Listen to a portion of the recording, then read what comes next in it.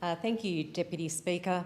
I rise on behalf of Australia and this House as the Minister for Home Affairs to send my deepest condolences to the family, friends, colleagues and constituents of Sir David Amess MP, Member of Parliament of the United Kingdom, dedicated lawmaker, husband, father. His tragic murder last Friday, in what UK authorities have described as an act of terrorism, shocked all decent people. The murder of an elected official is a despicable crime, and in this case was doubly so, as it occurred while Sir David was in the very act of meeting with his constituents. As a person who enjoys meeting and listening to my own constituents, I felt genuine shock, grief and sadness on hearing the news. As Minister with responsibility for Australia's policing and law enforcement agencies, I wish the investigators in the UK well as they seek to establish before a court of law what happened and why, and ultimately seek justice for the tragic and cowardly act. I would say to my fellow members on both sides of this House and further afield in the UK, do not let this attack deter you from your important work in the communities that we serve. Terrorists seek to create fear and division in our communities. Their ultimate aim is to destroy the ties that bind us together as a nation. There is no greater refutation of their ideology, nor proof of their impotence, than the free, open and transparent debate that occurs in this place. Speaking with constituents, hearing their concerns and bringing them here to give them voice in this House. This is a privilege we must not shy from.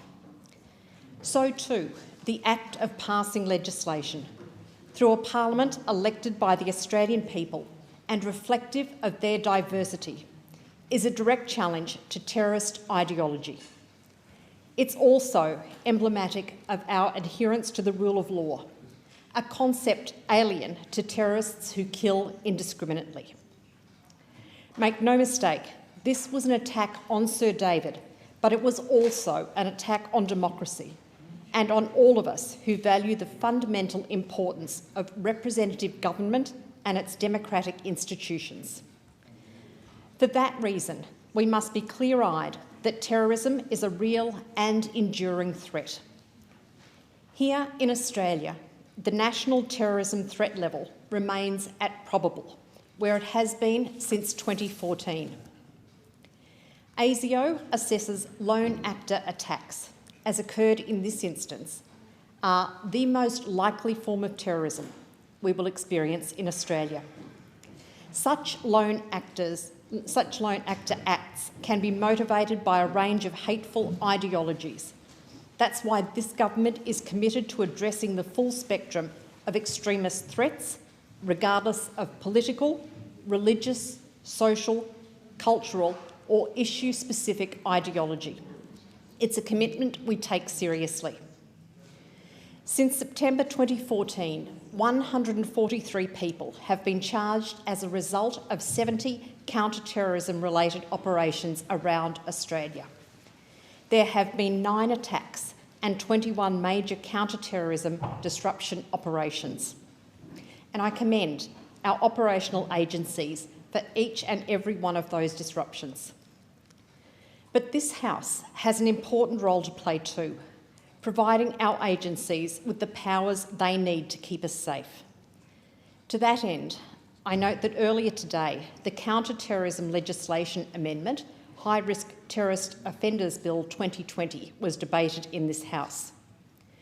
This bill is an important piece of counter-terrorism legislation. It will create a new extended supervision order scheme to assist law enforcement agencies keep Australians safe when high-risk terrorist offenders are released into the community after serving their sentences. Further, later this week, I will chair a forum of Australia's police and law enforcement ministers to discuss the threat of terrorism and ensure we are all taking the steps needed to protect Australians from harm. I thank Sir David for his nearly 40 years of service to public life and wish his family, friends, colleagues and constituents the best as they continue to grapple with the fallout from this abhorrent attack.